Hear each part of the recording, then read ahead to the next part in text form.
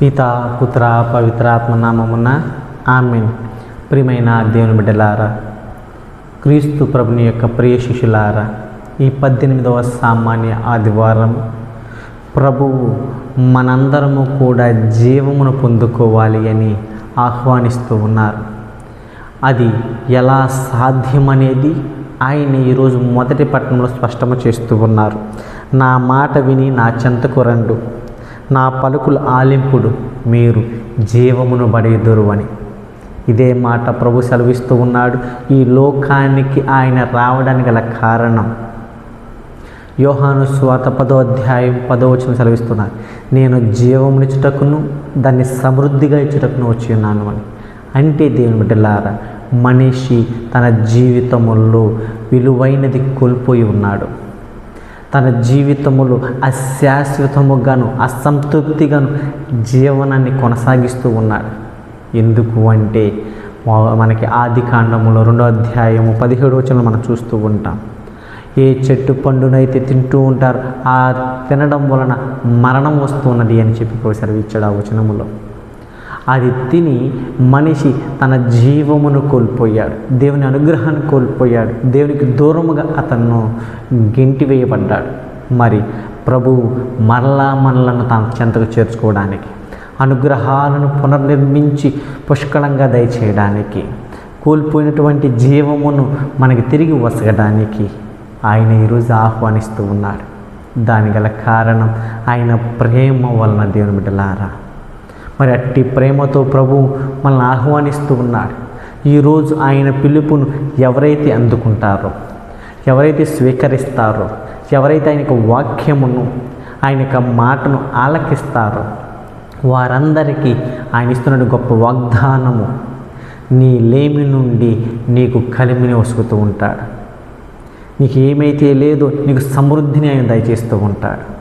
అట్టి సమృద్ధులను దయచేస్తాను అని భౌతికముగా ఈరోజు సువార్త పట్టణంలో ఆయన నిరూపిస్తూ ఉన్నాడు. దేవుని బిడ్డలారా, ఎవరైతే ఆయనకు సువార్తను ఆలకించడానికి తండోపతండాలుగా ఆయన వెంబడించారో వారందరినీ కూడా ఆకలితో మార్చకుండా వారి కడుపులు నింపడానికి 5 రొట్టెలను 2 చేపలను ఆయన 5,000 మందికి పంచిస్తూ ఉన్నాడు. అంటే దేవుని బిడ్డలారా, నువ్వు గమనించుకో, ప్రభువు నీకు వసగడానికి, నీకు తోడ్పడడానికి లోకానికి వచ్చాడు.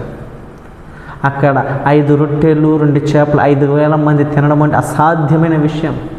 అక్కడ ఉన్నటువంటి కొంచెమును ప్రభు సమృద్ధిగా దయచేసి ఎంతో మిగులులాగానే దయచేశాడు. అంటే ప్రభుని హస్తములోనికి నీవు వెళ్ళినప్పుడే, ప్రభుని చేతుల్లో నీకు మలసబడినప్పుడే అది నీకు సాధ్యమవుతూ ఉంది. ఏ విధముగా అంటే మట్టి ముద్ద కుమ్మరి చేతిలోనికి వెళితే అది అమూల్యమైన వస్తువుగా మలచబడుతూ ఉంది, అది విలువ కలిగిన వస్తువుగా మలచబడుతూ ఉంది. దాని విలువ పెరుగుతూ ఉంది, దాని గౌరవం పెరుగుతూ ఉంది, దాని అందం పెరుగుతూ ఉంది. అలాగునే మన జీవితాలలో కూడా ప్రభు యొక్క సువార్తను ఆలకించిన రోజున, దాన్ని పాటించిన రోజున, ఆయనకి చేరులో ఉన్న రోజున, ఆయన హస్తములలో మనం మలచబడిన రోజున మన యొక్క విలువ పెరుగుతుంది. దేవుని బిడ్డలారా, మనకి గౌరవం వస్తూ ఉంటూ ఉంది, మనము ప్రఖ్యాతిని గాంచుతూ ఉంటాం, దేవుని యొక్క జీవమును మనం పొందుకుంటూ ఉంటాం. అది ఈరోజు 2వ పట్టణంలో సెలవిస్తూ ఉన్నాడు. దేవుని నుండి మనల్ని ఏదీను వేరు చేయలేదు, మరణము సైతం ఆయన నుంచి మనం వేరు చేయలేదు, ఏదీను వేరు చేయలేదు. దేవుని బిడ్డలారా, కనుక గమనించుకోండి, ఆయన నుంచి వేరు చేయగలిగినది ఈ లోకములో ఏదీనూ లేదు నిన్ను. కానీ ఒక్కటి మాత్రం వేరు చేయగలుగుతూ ఉంది, నీవే నీకు నీవుగా దేవుని నుంచి పడితే తప్ప నిన్ను ఏదీను వేరుపరచలేదు. ఆ విషయమును గమనించుకొని ప్రభు ఈరోజు అందిస్తున్నటువంటి సువార్తను స్వీకరిస్తూ ఆయన ఏ విధముగా అయితే 5 రొట్టెలు 2 చేపలు 5,000 మందికి పంచాడో, అలాగనే నీ లేమిలో నుంచి నీకేమీ ఉన్నను లేకపోయినాను ఆయన నిన్ను సమృద్ధిగా దీవిస్తాడు. ఆయన ఏ విధముగా అయితే శూన్యం నుండి సృష్టిని తయారు చేసి ఉన్నాడు, ఇక్కడ నీవు ఉన్నావు. నీ జీవితం శూన్యంగా ఉన్నప్పటికీ, నీ జీవితం సమస్తం కోల్పోయినప్పటికీ, నీకు ఒక ఆశలు లేనప్పటికీ, నీ ఉత్సాహములను నువ్వు మ్రగుచున్నప్పటికీ సమస్తమునకు జీవము పోసి సమస్తమును మలచి నీకు అందమైన జీవితమును అందించడానికి, శాశ్వతమైన జీవమును కలుగు చేయడానికి, వారిలో మమేకము చేసుకోవడానికి, తనలో నిన్ను ఐక్యపరచుకోవడానికి ఆయన వాక్య రూపేణ మొదట నీలోనికి వచ్చి ఐక్యపడుతూ ఉన్నాడు. దివిస ప్రసాద రూపేణ ఆయన నీలోనికి వచ్చి నీ రక్తంలో రక్తంగాను, నాణాల్లో నాణంగాను, ఊపిరిలో ఊపిరిగాను ఆయన మలచబడుతూ ఉన్నాడు. మరి ఈరోజు గమనించుకో, నీవు దేవుని బిడ్డగా ఎదగాలనుకుంటూ ఉన్నావా? నీవు దేవునిలో ఐక్యము కావాలనుకుంటూ ఉన్నావా? ఆయన నుండి, ఆయన ప్రేమ నుంచి నేను ఏదీను కూడా వేరుపరచకుండా ఉండాలనుకుంటూ ఉన్నావా? అయితే రండి, ఆయన సువార్తను ఆలకించండి. ఆయన నిత్య జీవం నీకు ఇస్తాడు.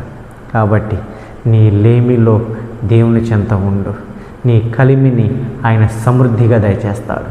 కాబట్టి దేవాది దేవుడు మనందరినీ కూడా ధైర్యపరచి మనకి ఆయన అనుగ్రహాన్ని కొమ్మరిస్తూ ఆయన ఐక్యము కావడానికి, అశాశ్వతమైన జీవితం నుంచి శాశ్వత జీవనం నడిపించడం కోసమై శూన్యంగా ఉన్న నా జీవితమును విలువైన జీవితంగా మార్చబడాలి అని ప్రభుని వేడుకుందాం. ఆ దేవాది దేవుడు మమ్మలను ఆశీర్వదించును గాక. ఆమేన్.